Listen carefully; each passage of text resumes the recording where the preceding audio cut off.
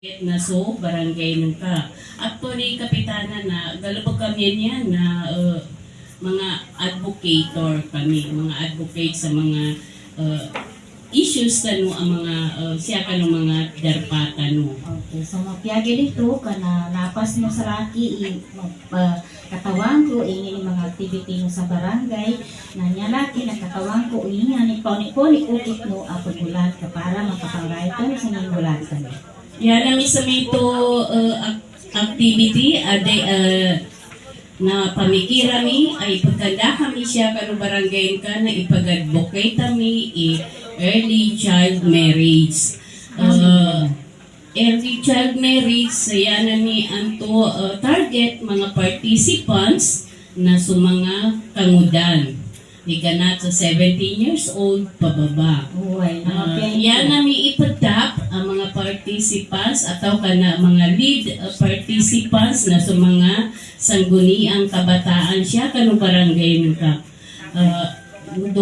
tubasiran ay mga lead maka-lead kanu kami ang invitation siya kanu mga kanudan sa makadtanggit siran sa kaniran mga invited umani sa kataw SK chairman na SK member na 5 kataw mga wata magigsan ibabay ataw ka mama.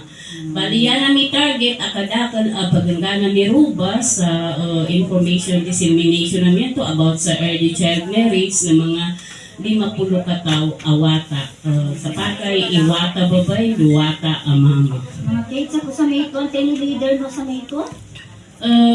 Sakali ba niya ba ng mga women leaders kami? Ano po awit kami, nadagi kami siya ustad sa mga tagapadaan namin. Nagkano sa mayto ay target no kapag kanda ko sa niya ba activity kando ko kasabutan kaduta pagkakuha na sa oras ta sa makakalabog ako kanong tuba activity no. Na mapiyakap ka nagkaroon ka ipakatalabog ka kanong tuba. Sa mayto kap na August 30 sa 2025 sa Kapadyan sa Gunakap kagina tuba inangana misad chance so mga SK gukadwa na Sabto itinalabo kami kay para suda klase no mga waka. And at the same time kap na kailangan nami i-venue makarecommend ka sa kami sangin iningin ka sa kami a venue. And at the same time, nagkapanganin nami, isobin nyo amigin ka sa kami na adel kuryente.